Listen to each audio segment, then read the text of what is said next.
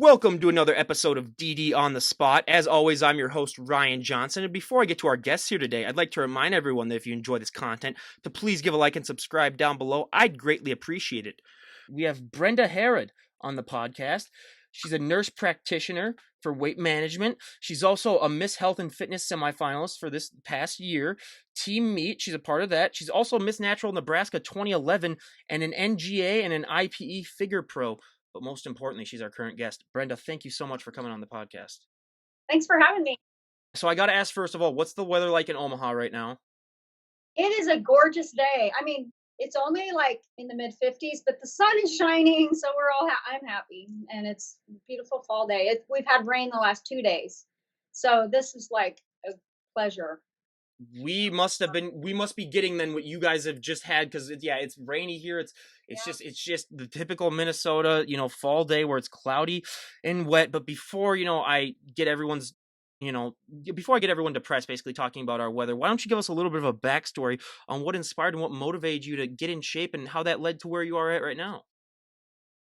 Okay, well, so I grew up in small town, Tabor, Iowa, a farming community. My dad was a farmer. I was a big time tomboy. I loved sports, and I wanted to be a boy in the worst way. And nothing transsexual or anything. I just loved the sports, and I actually wrestled on our firemen's team. In my hometown, I was the only girl wrestler in the 70s. It was like mid 70s or late 70s. Actually, they did an article on me in the Des Moines Register, and it was entitled, "She's Dynamite, This Wrestler Named Mike." And it was so funny because I would never wear dresses, and I always wanted to sit with the boys when we had like class pictures, and I would pout if I had to sit with the girls. And I just loved wearing boys' clothes and just like pretending like I was a boy.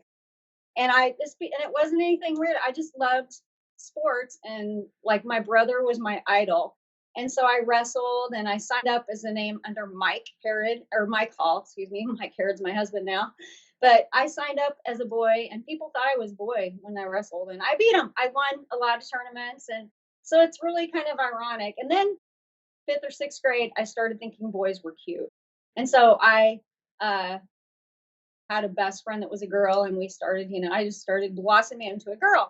And now you would never, I wear dresses every day, and I'm all about all the girl stuff. So ever since, that moment, I decided I didn't want to be a boy, but I love that workout ethic and the little kid fireman wrestling, I'll never forget the calisthenics we did, the leg lifts, all the running, and that I always loved sports like that. So anyway, then I went to college, and, I played sports in high school, but nothing like great. I was more into kind of boys, but, and then I went to college and got my nursing degree, and I got married. And actually, when I was 20 years old, my mom died of breast cancer. And so she was actually 50, the same age I am right now, when she died. And so it's been 30 years ago, and over 30 years. And so that kind of influenced me for like health and fitness, and and then my dad passed away. She had breast cancer too. So I've been afraid my whole life of getting breast cancer. Actually, yesterday was her birthday. She would have been 81 years old. But, so anyway, I went into health and fitness, and I just, went to college, gained the freshman 20, 25. And then I got into like swimming and fitness more again. I was an art major, but I switched to nursing because I wanted to do something with health and fitness. And, my mom passed away when I was a sophomore in college. And so I got my nursing degree and met my husband, and we got married, had 2 kids. I did like cardio and jazzercise and didn't really think about the importance of what I ate. I would eat a lot of carbs, and I thought if I was eating fruit and vegetables, I was good. And then I became a nursing instructor. And then one day, my friend, who was a college roommate, she got me involved with this program called Buff Mother. And because I was pretty, just like not really that much overweight, but I just didn't feel healthy. I had cellulite ever since junior high. I remember one of my classmates in high school or in junior high telling me I had cottage cheese on my legs. I'll never forget that moment. And he would probably deny it, but I remember it. It was a track practice. And so I had cottage cheese on my legs from cellulite, that young. And I just attribute it to diet. I just ate. Little Debbie was my best friend. And I ate a lot of processed food, cookies, and all that. And so, anyway, um, my dad passed away when I was 36, and he had bladder cancer, and so that was really traumatic. And then 2 years later, my brother, he passed away. Also, he committed suicide, but he had melanoma and he had prostate cancer, and most of all, depression. So that was like, I was 38 years old, and um, just really sad. But my friend that introduced me, she then introduced me to Buff Mother, and they were doing this contest called Superstar Success, which was perfect timing for me because I was teaching nursing at the college and I was like off for the summer. And so this is the hormonal timing program I did, Buff Mother.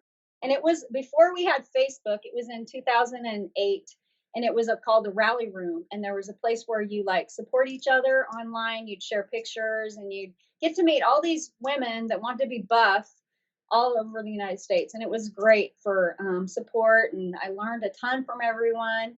And my girlfriend, that's a chiropractor, she actually competed in figure in 2007. And I was just like, oh my God, this is so cool. I mean, I grew up loving like Gladys Portuguese, Corey Iverson. They were just like, I love that stuff. But I never, until you like know someone that does it, you don't really know what to do.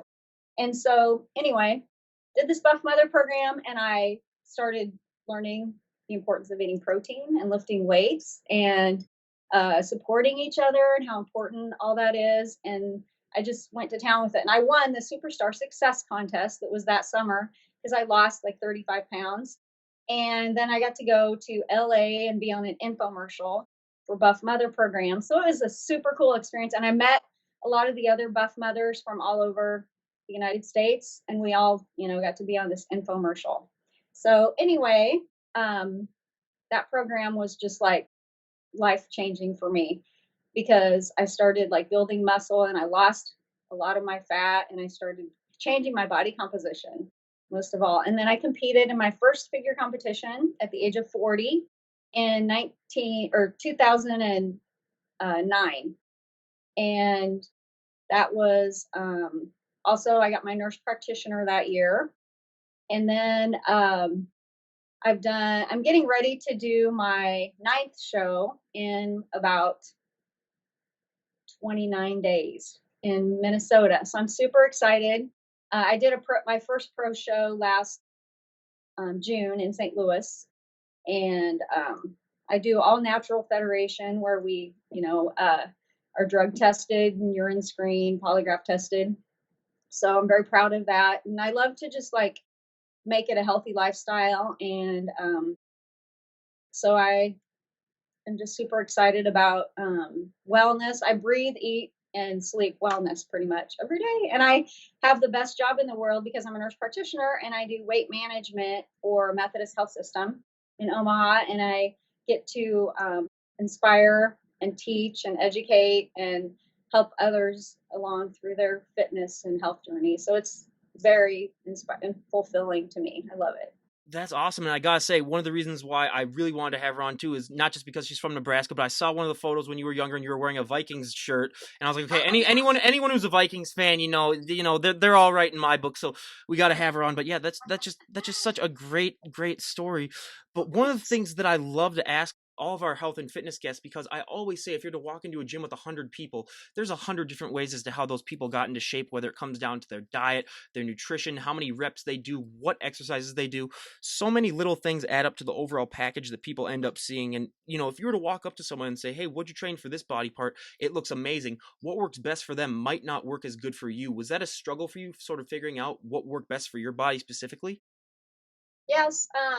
Like I said, the Buff Mother program just helped a lot because, we all inspired each other and helped each other. And I got workouts from other people. And Michelle Berger is the founder of the program. And she was just like instrumental and life-changing to me too, because she was my first coach, for competing. And, but yeah, I just always had a problem with my back of my leg, cellulite, the back of my legs, and can't see it when you look in the mirror, so you don't have to worry about it. You can just kind of forget about it. But I've really enjoyed like working on things like the judges when they critique you.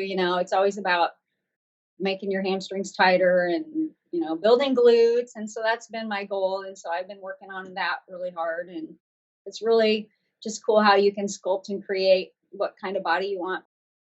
I mean, So I always compare it to sort of like being a mad scientist where you're trying to mix and match your own concoction basically of a potion where it's so much different for every single person, which leads me perfectly into, I mean, I love to talk about genetics because so many people don't realize that, some people are just built to look a certain way where, I mean, a lot of it comes, especially in the culture that we live in today, where people I want to look like that person. I want to look just like that person, where they don't realize, I mean, just look the best version of yourself. But I always find a fun question because with genetics, I mean, everyone always has that one body part when they get started in the gym that really, really takes off, that they don't have to train as much. And then everyone always has that one body part that just lags behind, that they have to train into oblivion to get it to catch up to everything. I mean, I'll give you my examples first. My back, just because all throughout college, I had jobs of lifting and loading.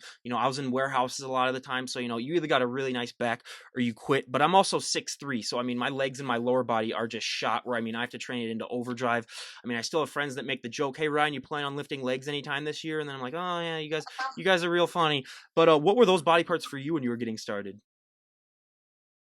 the hardest part, the toughest body part for me to definitely tone up has been my legs and my glutes, and just trying to uh, lean them out enough, and to get the muscles to pop, and just changing the body composition. Though it's been really rewarding though to see the changes, and but definitely my easiest body part is my shoulders and my arms. And yeah, I kind of am known for flexing a lot. So Give us a flex then. Let's see those okay. guns. Look at that. Okay, yeah, that's awesome. Yeah, she's 50 years old. Are Thanks. you kidding me? That's just absolutely ridiculous. But yeah, I mean, I always say for me too, I mean, my calves, that's the number one pet peeve because that's the number one genetic area where, I mean, you're either born with them or you're born without them. I mean, I could train them into oblivion. I always said I could inject pure muscle into my calves and they wouldn't grow an ounce. I mean, it's just it's really something that, I mean, I just find so fascinating. But another thing is that, so many people don't realize that just to be able to get into shape, to be able to go on a prep, 95% of the general public wouldn't be able to do it just because of the hard work that entails. But then when you're going on a prep, you are notching things up to an extreme where, I mean, your diet has to be perfect. I mean, you have to get all of your workouts in. I mean, everything just becomes so scientific. What was that like the first time you made that adjustment to that lifestyle? And how has it adjusted as your career has gone on? Has it gotten easier for you to go into preps? Yeah, it definitely has gotten easier. Like I said, this is my ninth one. And with the Buff Mother program, we kind of did like preps kind of towards like getting a photo shoot or getting like the end of the contest pictures. She would like prep us kind of like a figure competitor. So I definitely would say it's gotten easier. I've had a few different coaches, but this current coach I've had, he's been really great, doing macros and using my Fitness Pal. And we didn't have that back when I first started. And it was more just, writing it down, and the bro diet, eating fish and broccoli all the time. And now it's much easier because it's more flexible dieting. But it definitely has gotten easier. And then I know the process, like, okay, after the show, that's the hardest time because then you have to reverse. But I've been proud the last two shows I've done. I've had a really nice slow reverse. And you just have to get the mindset that when I want to look like that again, I'll have to do it when I do another show. I can do it. And it's fun because each time you add more muscle and you can get better. And so now this is my 10th year of competing, and it's been a long and slow process, but I'm super proud of it. And I feel better now. I'm going to be 51 next week. And I feel better now than I was when I was 21. I seriously do, because just having the nutrition right and taking good care of myself. And um, it's great when you get older because you like have learned a lot from experience and you feel good. Well, we wish you a happy early birthday. I gotta say that you are Thanks. exactly half my age. I am 25, so you're gonna Oh, be wow. you're gonna be, yeah. So I mean, that's interesting. It's interesting then to have you on. But I mean, one of the biggest misconceptions that I love to bust on this podcast is that, it's gotten better the last 5 years, but there are just still so many women that have that fear that if they walk into the gym and they, do one bicep curl, they do one thing, body weight exercise, or anything that doesn't involve running, they're just going to put on 50 pounds of muscle overnight. And, I always say to that, good luck. I paid my entire life savings just to talk to you for 5 minutes. The government would probably kidnap you and then probably try to steal your genetics and put it into like every single person. I mean, you'd Yeah. become the biggest commodity of all time. But did you have that fear when you were getting started? And even if you didn't, I mean, I bet you still hear that all the time. How do you like to respond to that? Well, I mean, there's no way a woman will be able to get huge just from lifting weights. Like, unless you take something that might, alter it. Uh, you Women just don't have the hormones to do that. So, I mean, I've been lifting for 11, 12 years now, seriously, and I still am not very big. I just would tell them that should worry more about what they eat and drinking wine and having a lot of carbs. That's what's going to make you big. And you have that muscle under there. It's just you have to get lean to show it. And muscle is metabolism. Muscle is what makes you burn calories and it gives you the shape that you want. And muscle also helps with blood glucose metabolism and it helps bring your blood sugar down. It helps make you so you're not frail when you get older because when you get older, every year we lose muscle after age 35. And so you have to do some resistance training. It's more important as you get older to lift weights. So if you get older and you don't have that muscle supporting you, number one, you're more likely to fall because you're kind of, you'll lose your balance. And then when you do fall, you won't have muscle there to protect your bones and your joints, and then you're more likely to break a hip, and then you're laid up. So I think muscle is just the key to longevity, and I just can't stress it enough. And that's what I love to do with my Better Living program. My employees of Methodist that I help with health and weight management. Yeah, and that's just a great message. And yeah, I always say, what's the worst thing that's going to happen if you start working out? You're going to get healthier. I mean, there's like no other way to put it. But a question that goes off that perfectly is that, I always find the one thing that impacts women so much more positively than it does men from working out is the confidence boost that you get. I mean, we've heard so many stories on this podcast of women who, have made life-changing decisions. It's really helped them just, in some tough times that they may have faced. How have you used that confidence boost that you get from working out and use it to impact all of the aspects of your life? Because I always say that's the one thing from working out that you can really take and impact your whole life. Well, when I made my transformation, I was, just turning 40 and oh my gosh, I felt so good. And I just got my nurse practitioner. So I, was heading into a higher level of nursing. And I see it in my career with my clients for Better Living all the time.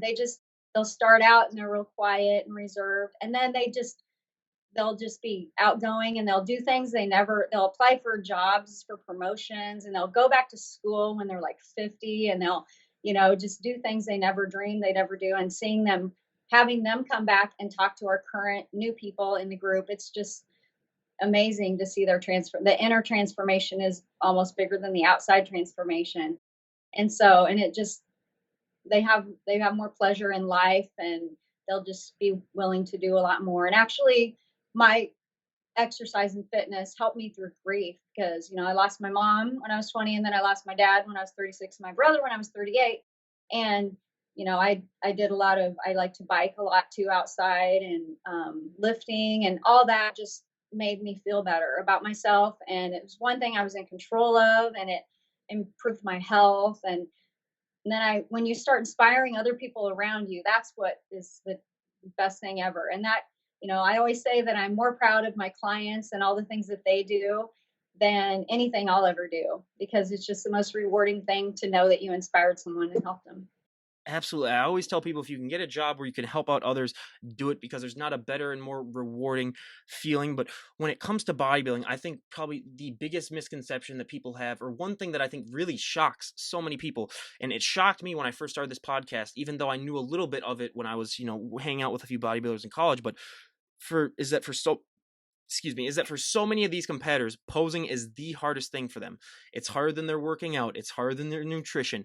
I mean, I like to compare it now to being a perfect driver, where you can be a great driver. You can never be a perfect driver. You can be a great poser. You can never be a perfect poser. It's always ever evolving. What has your experience with posing been like? Well, luckily I've gotten a lot better at it because it's the toughest part of your competing, is the presentation part because you can have the best body on stage, but if you're not able to display it in the way that look where you look the best, it doesn't you do you any good. So yeah, I've been practicing my posing like every single day and um, doing a lot of videos and pictures. And you have to just like get out there like you say, and it's just you versus you, and you can't control who else is going to show up on the stage that day. You just want to do the best you that you can do. And so that's what I plan to do when I compete in November 2nd in Minnesota. And I was really proud. My first pro show in St. Louis, I got fifth place. And there were some really great experienced competitors there. And it was a amazing experience. But I just love the thought when you get on stage and you know how hard you've worked and that you're bringing your very best, especially I did it when I was 50, right when I was 50 and turned 50 kind of well. My mom, that was the age that she died at. So I felt so, just amazed to feel so good. When I think of my mom at this age, she was using a walker and she had like oxygen on and she had a pain pump and she was, just like after months and months of chemo and radiation, she was at her weakest point. And it's so sad. And now I feel like the best I ever have at her at that age. So I feel like she would be really happy for me and proud of me. And that's awesome.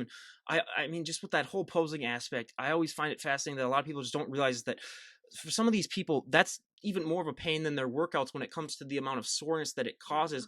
But out of the figure poses that you do, what is your favorite one to do, and what is your least favorite one to do? Um, the hardest one for me is the back pose, just to get the your back as wide as you can and stick your booty out and still make it look good. And I've been working with a chiropractor and he's like been trying to even out my shoulders because I have a little imbalance on them. So, but he's been doing some great work. And my favorite pose would be one where I can flex. You got to show off. You got to show off the guns every once in a while. Well, Yeah, yeah, definitely. absolutely. Yeah, you work that hard. Yeah, I mean, I always said in the unlikely event that I ever competed in a women's bodybuilding show, I Uh-huh. would say the back pose, just because you can let your face down, you can kind of Yeah. you can kind of just relax a little bit. Because another thing that most people would never guess is that you have to maintain that smile the entire time, and for so many people that is, I mean, their jaws are the hardest, the thing that is the most sore afterwards. Because I had one guest from Australia on, and she talked about how she accidentally let her smile down for probably like 20 seconds during the call outs, and they said that doctor a couple of points. So it's one thing that a lot of people just need to um that if you're choosing to compete, they need to realize. But yeah, I mean, it's just another little check thing that goes on to the prep. But also, you guys have to wear high heels. What is your experience like with that? Well, I got some new ones this past year that are mules, so they don't have the back strap on them, and I was always afraid to get that kind. They are the most comfortable, and they have like sparkly heels and the really, the glittery stuff underneath in the platform part. So I really like those. But yeah, it definitely is something to get used to. You like our as you're prepping your eggs in the morning, you are supposed to like wear your heels and walk around the house and get used to wearing them, but yeah, it definitely makes your legs look better when you have that, the heels on. So Yep, absolutely. But now, I mean, as you can tell, I'm one of the palest people that you'll ever meet in your life. I mean, just my thick Norwegian skin. I mean, I've never been tan a day in my life. I get farmer's tan, where let's be honest, that's not a real tan, or I just get burnt to an absolute crisp. But bodybuilders get to get tan. What is that like for you when you put that tan on? We hear so many stories about how you see muscles pop, you see muscles that you never even knew that you ever had. What is that like for you? yeah, I like it when I get tan because yeah, the muscles are just accentuated and it just makes you feel like, you look funny unless you're up on stage. When you're on stage in the lights, you look completely normal, but then you go out to eat afterwards and people really look at you funny, like, what the heck? And then getting your face to match the rest of your body is always a challenge too, and not going too dark on your face or too light. Yeah, I always say you got to become a statue when you put that on, because you can't sit on anything, you can't lean against Yeah. anything. We hear about, you got to bring your own bed sheets usually. I mean, there's just another thing that just adds on to what these competitors have to go through. But this is a question that I ask all of my guests, whether they be my up and coming bands or my bodybuilders. For my bands, I always ask, what is that feeling like when you get to go on stage and perform live, in front of hundreds to thousands of people? That also applies to my bodybuilders. What is that experience like for you when you get to go on stage and show off all of that hard work that you've worked months upon months to even years on? I love it. It's just so fulfilling, and I feel, just it's like a huge accomplishment, and I just feel alive when I'm on stage. And I love all the blingy, bikini outfits we wear, and the bling and the hair and all that stuff is just a lot of fun for me. And so I love the pictures, and I just feel really satisfied when I'm on stage, and love the feeling of knowing that I worked really hard for it and that I made it to the stage once again. And that's so awesome. And I love to ask this question for all the pros that I have on the podcast, because for a lot of people that might not be aware of the sport of bodybuilding, I'll just sum it up as quick as I can. But getting your pro card, I mean, that is the highlight for so many people's career, just because that is the validation that, all that hard work that you've put in, it has shown results, and you can now compete on the pro shows. What was that feeling like when they announced your name and you realized that you'd won your pro card? I was just super excited. I had, even my very first show back in 2009, I got second place, and I was always like one place away from getting my pro card. But you realize you don't want to little really win your pro card till you're truly deserving of it, because then you have to compete against pros and you're starting all over. So in a way, it's been a blessing that it took me 8 years to get my pro card. And I got my NGA pro card. Actually, I got that one in 2014. So that was 5 years of competing. And that is another natural federation in Des Moines that I did a show in. And then I got my IPE pro card in 2017. And that's the most of the shows that I compete in are IPE. So that's the one I really wanted. And I could have maybe just tried to gotten my pro card from my NGA to the IPE transferred over, but I wanted to like earn it, and I wanted to work for it because that's just what I do. And so when I got my first pro card, it was awesome, but then I still had a goal to get another pro card in the IPE. And so in 2017, I earned that, and I was just, yeah, that was just like the hugest goal, because I had done my first show in 2009 was in the NANBF or the IPE. So it was just a goal that I had really worked for. And so now I'm very proud. And to be up there with the pros is a whole different ball game, because everyone is polished and just looks amazing. And I love the friendships I've made through competing. People would not believe how many inspiring and supportive people that you meet, because we all know what we go through to get there, and so we can all appreciate that. And that's what it's about, is supporting each other and making new friendships and growing, and just you versus you. So I couldn't agree with that more. And I always say I love the stories where it takes people a little bit longer, because I've had guests where, their first show that they compete in, they get their pro card, and it's like, well, how yeah. much did you really struggle then? Let's be honest then. Where it's, yeah, the people, I mean, it really just shows, that dedication and drive and I just love hearing those pro card stories. But you touch base on it just a tad, and I always love to broaden that up. The part where you're talking about how, I always say too, people don't realize that look that you guys put on stage, that is not a sustainable look. I mean, I've had friends that come up to me and they say, "Hey, I love listening to the podcast, and I'm just surprised that these bodybuilders that you have on, that they're not able to maintain that look." Because I think a lot of people compare it to maybe a show like The Biggest Loser, where people go on and they lose 150 pounds and they're able to keep it off. Some of them, they think that that's the same thing for bodybuilding then, because you guys have worked just as hard, and all of that hard work and dedication that you've put into your bodies, but it's not going to be able to be sustained. What was that like when you first found that out? And has it gotten easier as your career has gone on to accept that fact that, hey, when I walk on stage, that's the best that I'm going to look for a while? Yes, definitely. You know, people kind of watch you too, especially after you do your first show. Then they're like, you gain some weight back, and they're like, they think, oh, well, there, she's gaining it all back. I'm like, no, I'm not. I'm still staying healthy, but no one can maintain that amount of leanness. It wouldn't be healthy to do it, because you need to take time off between shows. That's also very important. Like I've taken uh, up to 3 years off from shows because I did 214 and then I didn't till 217. And that's when I got my pro card in another federation. So I think it's really important to take the time off and to let your body recover and just enjoy life. It's not life or death, and the stage will always be there. If you have important things in your life, like my kids both graduated from high school during that time, and so we moved to Omaha. So I took some time off competing, just still enjoy the lifestyle and the lifting and the good nutrition. You don't have to be quite as strict, of course. And I just think it's a great lifestyle. And some people might take it, a little bit too extreme, and then that's when you get in trouble. But it can be a healthy lifestyle, as long as it's short term, and then you get back to it, and but just continue to train hard and change your body.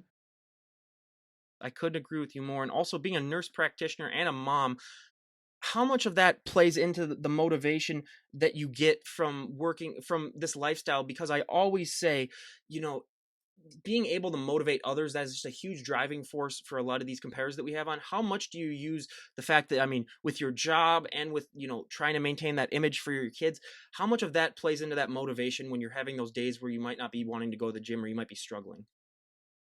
Yeah, definitely knowing that people are watching me and my better living clients. And I, used to be a personal trainer and I used to teach nursing students. And so I always like to inspire them to, even though that's a very stressful time in your life and it's hard to, work out and be healthy when you're in nursing school. But I just, you know, and my why reason is my kids and, my mom worked so hard and didn't live to be very old. She was 50, my age. And so, I just feel blessed for every day. And I think we're given these bodies and we need to take care of them. And, you know, things can change. And then I used to be a hospice nurse too. So I saw a lot of people on, their deathbed. And at that point, it's too late. So I really think it's important to, live every day to your fullest. And I am really big with my clients, like celebrating each victory, because some of them will be like, "Oh, I only lost 2 pounds this week," or "I only lost a pound." I'm like, "That's great,"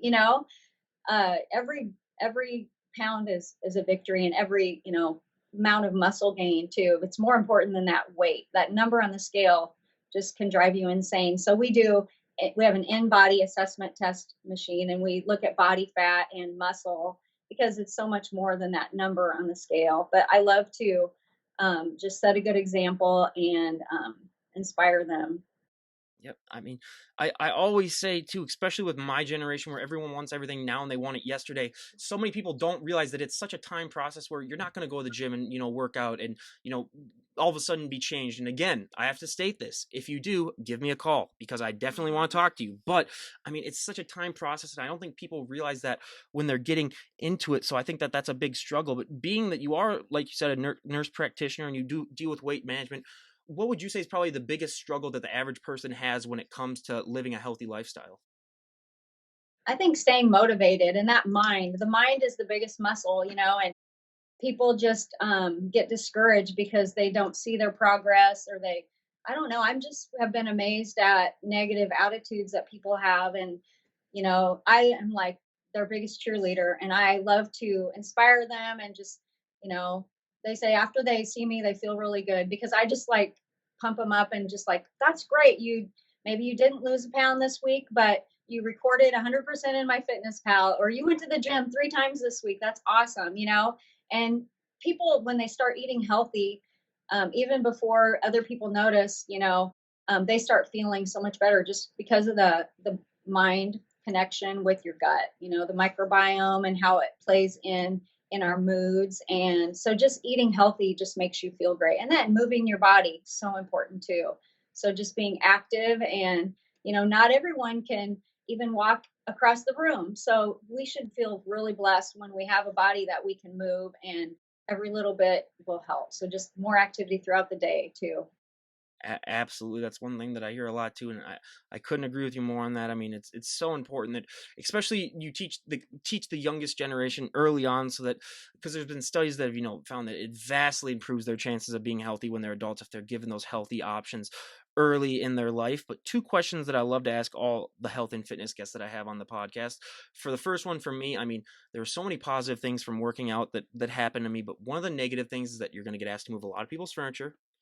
You're going to get asked to open a lot of pickle jars or bottled water or anything that's sealed on tight. You're the go-to person for that. I mean, I'm still at home with my parents. I'm moving out in a month, and every single time that they come home with groceries, I basically have to lift the car into the driveway and carry in the groceries. Is that a similar experience with you where people just take one look at you and they just assume that you can do favors for them? Or also the fact that, I mean, you do not look like the average 50-year-old woman. You're going to get stares sometimes if you dress like you are now and you walk out. What has that adjustment been like, getting used to that? Well, it's kind of funny because sometimes I can't get lids off pickle jars and I have to go get my husband to help. So, but I don't know, it's just the best feeling ever when people, they see pictures and they think I've always been like this. And then I've had somebody, I'm on Body Space too, and they looked at all my old, they're like, wow, you were just like a normal person. I'm like, yeah, and it is, it's just a lifestyle. You just have to stick with it and take it day by day and be patient and just never give up. And that's what's been so great about competing. I love to have, like a goal and something to work toward. And I think we all need that, whether it's a trip or a special birthday or, a photo shoot. That's another great goal people do, or contests are really good. You always have to have something to look forward to. When you meet that goal, then you set another one. You don't just give up. So, and I am going to do one more show this year, and then I'll probably take maybe 2 years off so I can keep growing muscle and changing and enjoying the lifestyle, do some other things like trips and things like that. But I'll always continue to train. And yeah, there's just no better feeling than people being amazed at being 50, almost 51 now, and feeling so good. I mean, that's such a great mindset to have, and those are great goals. But I also love to ask, I mean, when it comes to clothing options, fit guys have their own problems, but fit women, I mean, it's just so much more. I always say that if you have big, broad shoulders, dresses aren't your best friend. Jeans are another thing that we hear of all the time, where if you have a big lower body and a small waist, you're going to struggle with that eventually. How have you found that you're able to compensate for the fact that you can have limited clothing options, especially when you're getting on prep and when you're in the off season? You basically have to have two different wardrobes. Yeah, pretty much. Yeah. I don't know. I love to wear dresses and like sleeveless dresses. You can find so many, size zero dresses that are super cute. And I wear like dresses too are good for your legs at different sizes. Like I hardly ever wear pants, but I and wearing leggings is good too. And it's nice to be able to wear shorts, and feel confident with your legs and stuff too. But yeah, I do have some smaller size clothes and then a little bit bigger size of clothes too. But definitely not the size 10 and 12 that I used to wear. Again, it's a pretty big budget that you got to have too if you want to compete. I mean, just in the clothing options alone, we're not even going to get into the supplements because that's just that's just just so much money. But now we go on to the questionnaire part of the podcast where we're going to ask our guest here about a half dozen or so questions that we ask all of our other health and fitness guests, and we're going to see how her answers stack up to everyone else that we've had on the podcast. So for our first question, what is one item that you always need to have in your fridge at all times? Um, Protein. I've been eating a lot of like sirloin steak and eggs and drinking a lot of water and chicken. Yeah, So I gotta say, yeah, egg whites and chicken are our two most popular answers, hands down. But now, what is one body part that you get the most compliments on? I'd say my biceps, my guns, because they have a really strange peak. They like have a really weird little peak on them. I don't know why. Some people are like, what exercises do you do to get it to do that?" I'm like, I don't know. I just do, your basic biceps, just the way they've peaked. Yep. Again, we're talking about genetics before, and that's just a great thing to have.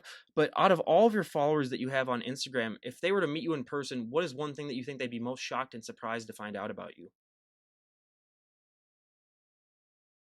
Probably that I was such a tomboy and that I wrestled when I was little, and I was pretty much such a tomboy. I mean, because I don't know, I think I'm very outgoing and kind of like supportive and inspiring kind of, and positive on Instagram and stuff, and that's really how I am, and very down to earth. And but I think that I used to, you know, want to be a boy like that. Someone told me I should write a book about it someday, so maybe. Yeah, that would be a good book. Yeah, and I was definitely surprised about that as well. But if someone were to come up to you and say, Brenda, we made the decision, you can change one thing about the sport of bodybuilding, and everyone would go along with it, what would be one thing that you'd like to see change?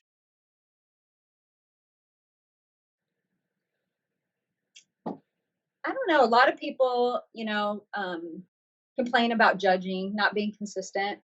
But you know, I, I don't really do it to get, the placing so much. I just do it, to feel good and to have the best look that I can. And I try not to worry so much about what place I get, because it just depends on who shows up, what the judges are looking for, how you came in that day, and things like that. So that would be one thing that I know a lot of people would like to change. I don't know, maybe somewhat. Oh yeah, that's by far our number one complaint that we hear of all the time. And I definitely understand the place for it, but yeah, I always tell them it's like there's error in every sport.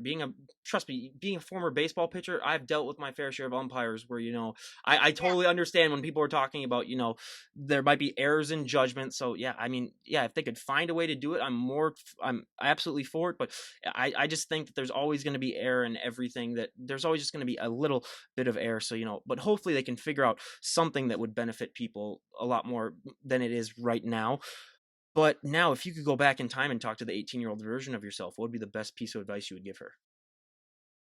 To be confident and to know that I can do whatever I want to do in life, and not be afraid of reaching for my goals. And uh, my mom was really sick with breast cancer when I was 18, and so I didn't want to move like far away. And I don't know if I really would have, but I did move to Lincoln, which was like an hour and a half away.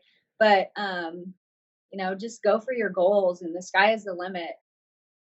So I would tell myself also, invest in Apple, invest in Amazon. You can never go wrong with that. Make some smart decisions that way. But yeah, I would say the same thing to myself. But now, if we were to talk to you a year from today, where would you like to be at in your life? What are some goals that you'd like to have achieved if we were to talk a year from today?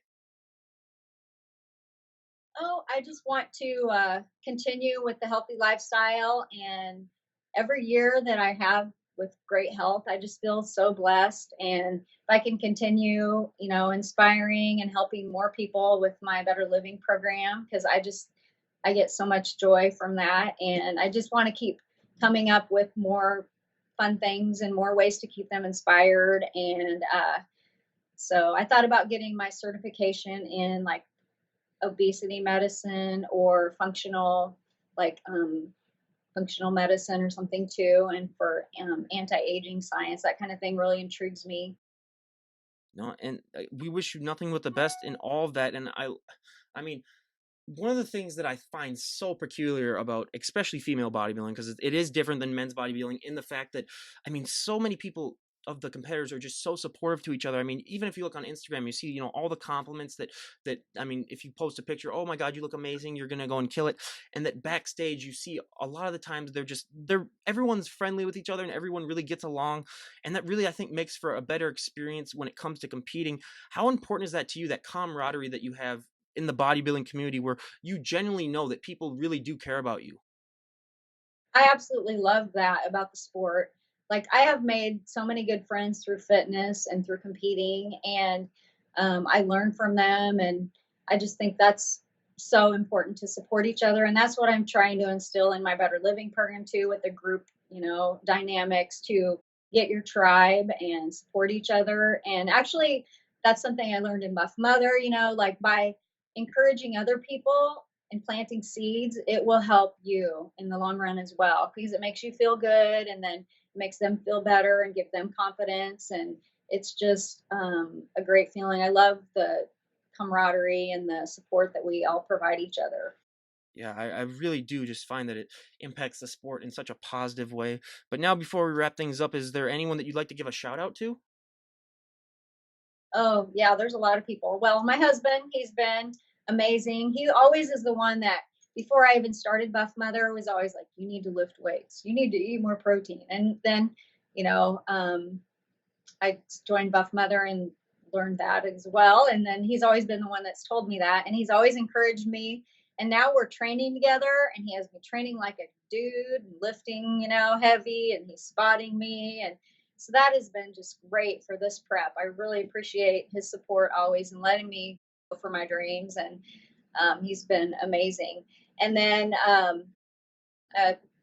Michelle Berger from Buff Mother, you know, she's the one that helped me with this transformation and has always been the biggest encourager and such a great role model for me. Um, and then, and she was originally from Minnesota too. Yeah. So she lives in Arkansas now. And then my coach, Matt Jackson, has been great. He's been my coach since 2014 and just a great guy. And he has helped me with a lot of preps and a lot of ups and downs. And then my family, my kids, and my sister, Denise, she's the only family member that I have left since my brother passed away and my parents. So we've gotten really close. She's 9 years older than me, but just, I can't imagine life without her.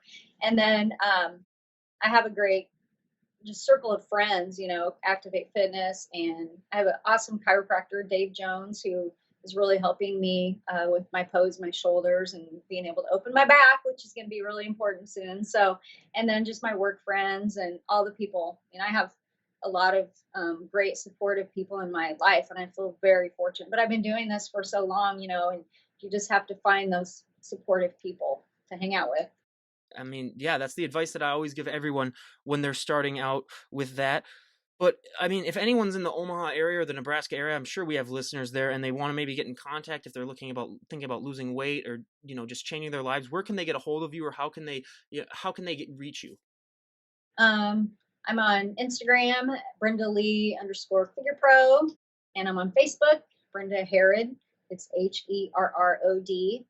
And like you can email me at Methodist, and I'm Brenda.Herrod at nmhs.org.